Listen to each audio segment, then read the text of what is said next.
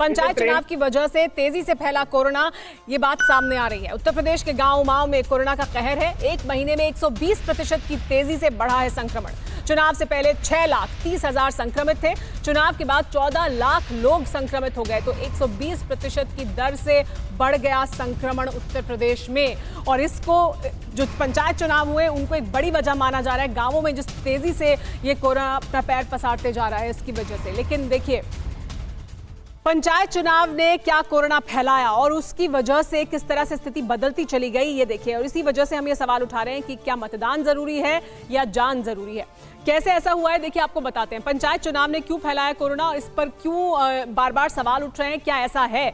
और ये इस वजह से कहा जा रहा है क्योंकि अप्रैल के पहले हफ्ते में 26,000 केस थे। तो देखिए, पहले हफ्ते में अप्रैल के 26,000 केस थे, लेकिन अप्रैल का आखिरी हफ्ता आते आते 2,06,000 केस हो गए।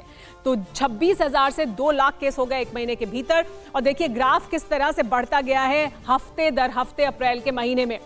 सर 1 से 7 अप्रैल यानी पहला हफ्ता 26,000, 8 से 14 अप्रैल में 89,000 तक पहुंच चुका था, इस 89,000 तक। 14 से 21 अप्रैल के बीच 1,76,000 तक पहुंच गया आंकड़ा। और उसके बाद 22 से 28 अप्रैल के बीच 2,06,000 के पास पहुंच गया यही आंकड़ा। और उसके बाद 27 अप्रैल से 7 मई के बीच 1,81,000 तक पहुंच चुका है ये संक्रमण की दर। इस तेजी से बढ़ी है, 120% की दर से गांवों में कोरोना फैला है, उत्तर प्रदेश में कोरोना फैला है। और इस वजह से सवाल उठ रहा है कि क्या पंचायत चुनाव ने उसमें अहम भूमिका निभाई है। कैसे, देखिए पंचायत चुनाव का कहर देखिए क्या रहा है, किस तरह से पंचायत चुनाव ने कहर ढाया। पॉजिटिव केस थे आपको एक एक करके 30 जनवरी 2020 से 4 अप्रैल 2021 तक, 30 जनवरी 2020 और 4 अप्रैल 2021 में देखिए किस तरह से बढ़ा है। पॉजिटिविटी केस 6,30,000 थे और मौत हुई है 8,894। एक महीने में 120% की तेजी से बढ़ा है। और देखिए, ये देखिए 5 अप्रैल से 5 मई के बीच करीब 8 लाख केस हो गए, 5,257 मौत। तो ये एक साल का आंकड़ा है और ये सिर्फ एक महीने का आंकड़ा है। एक महीने में 120% की दर से बढ़ गया। और उस दौरान पंचायत चुनाव हो रहे थे, उस दौरान पंचायत चुनाव में बढ़ चढ़कर लोग हिस्सा ले रहे थे। और सबसे ज्यादा जिन लोगों को इसकी वजह से दिक्कत हुई है वो तमाम शिक्षक हैं, वो तमाम कर्मचारी हैं जिन्हें ड्यूटी पर जाना पड़ा। और 2,000 से ज्यादा शिक्षक और कर्मचारियों की मौत हो गई। 2,000 शिक्षक और कर्मचारियों की मौत इस चुनाव की वजह से हुई। 15 अप्रैल से 5 मई तक ड्यूटी करने वालों की मौत हुई है। और इस वजह से इसको एक बड़ी वजह इसकी माना जा रहा है कि पंचायत चुनाव उसके बड़े कॉन्ट्रीब्यूटर हो सकते हैं। यूपी कर्मचारी संघ संयुक्त परिषद का बड़ा दावा है, उनकी तरफ से दावा किया जा रहा है, वो ये उनका ये कहना है कि अलग अलग विभाग के 1,000 टीचर शामिल हुए थे जिनकी मौत हुई है। चुनाव ड्यूटी में शामिल 137 पुलिस वालों की भी मौत हुई। और ये जो आंकड़े हैं ये बताते हैं, इसी वजह से सवाल उठ रहा है पंचायत चुनाव पर। ADG law and order Prashant Kumar ने दी जानकारी। उन्होंने बताया कितने पुलिस वालों की मौत हुई है। पंचायत चुनाव में ड्यूटी में 4,117 पुलिसकर्मी पॉजिटिव पाए गए, यानी जो ड्यूटी कर रहे थे वो पुलिसकर्मी पॉजिटिव पाए गए। कितने शिक्षकों की मौत हुई जो ड्यूटी करने गए थे, ऐसे तमाम कर्मचारी जिनकी मौत हुई जो ड्यूटी करने गए थे। और उसके अलावा प्रत्याशियों की मौत हो गई 99, जिसकी वजह से ये उपचुनाव कराना पड़ रहा है।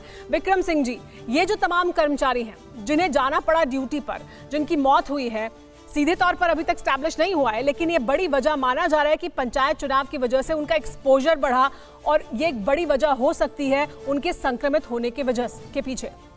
निसंदेह सुमेरा जी, ये बड़ा गंभीर प्रश्न आपने उठाया है। 137 पुलिस कर्मियों की मृत्यु और 4,000 से अधिक पुलिस कर्मियों का संक्रमित होना। 1,000 टीचर्स नहीं भी मान ले, कम से कम अगर उसको आंशिक रूप से सत्य मान ले, अगर कुछ 100 की भी मौत हुई है, एक की भी मौत हुई है, तो आपत्तिजनक है, निंदनीय है और बहुत ही शर्मनाक घटनाएं हैं। और निर्वाचन इतना आवश्यक नहीं है कि इतनी भारी कीमत दे करके हम इस प्रकार के निर्वाचन कराएं। निर्वाचन मुलतवी हो सकते थे, पहले भी मुलतवी हुए थे। तमाम ऐसे प्रकरण आए जब निर्वाचन मुलतवी किए गए थे और इस निर्वाचन को भी मुलतवी हो जाना चाहिए था। इतनी भारी कीमत देने के बाद। और आप क्या आप वजह मानते हैं कि क्यों ऐसा कोई कदम नहीं उठाया गया? क्यों तमाम राजनीतिक दल एक नहीं हुए? क्यों उनको नहीं लगा कि इसको रोकना चाहिए? देखिए, राजनीतिक दल तो जो करते हैं वो तो उनके अपने अनिवार्यताएं हैं, लेकिन मैं इसमें निर्वाचन आयोग को सीधा जिम्मेदार मानता हूं। मद्रास हाईकोर्ट ने यहां तक कहा निर्वाचन आयोग पर उठाना चाहिए, उनके ऊपर हत्या का मुकदमा क्यों ना चले। ये पूरी प्रक्रिया निर्वाचन की एक स्वायत्ता संपन्न एक ऑर्गेनाइजेशन की है, वो निर्वाचन आयोग। स्टेट इलेक्शन कमीशन को चाहिए था इसको मुलतवी कर दे, क्यों नहीं किया? क्या उन्होंने समझा कि बिल्कुल, इसके ठीक है। कोई कुछ निहितार्थ है? इनको नहीं करना चाहिए था, इलेक्शन पोस्टपोन होने चाहिए थे। सुमेरा जी, बिल्कुल। डॉक्टर नीलम, ये जो वजह बताई जा रही है कि ये तमाम कर्मचारी, वो तमाम पुलिसकर्मी, वो तमाम टीचर जो ड्यूटी पर गए और अभी भी होगी मतगणना, ये जो 99 सीटें हैं इनकी मतगणना होगी अभी 11 मई को, ये जो तमाम लोग हैं उनका एक्सपोजर किस हद तक बढ़ा, जाहिर सी बात है इस ड्यूटी पर जाने की वजह से, वो मैं जानना चाहूंगी कितना एक्सपोजर आपका बढ़ता है अगर आप बाहर निकलते हैं, आप ऐसी सेटिंग में जाते हैं?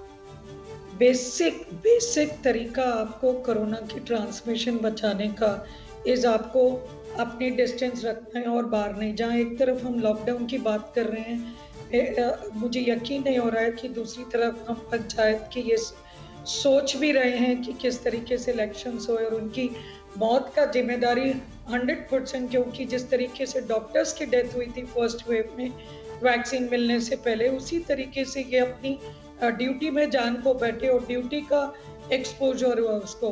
हमको तो प्रोफेशनल तरीके से एक्सपोजर होता है जिससे हम बच नहीं पाते, लेकिन ये चीज़ जो प्रिवेंटेबल है, हर एक इंसान, अब चाहे वो किसी भी पार्टी का है, मेरे हिसाब से कोई भी जात, कोई भी प्राणी, हम सबको ये डिजास्टर मैनेजमेंट एक्ट जो 2005 में बनाई थी उसका प्रयोग करना चाहिए। According to disaster management act सारे फोर्सेस हमें इस तरीके पे लगाना चाहिए।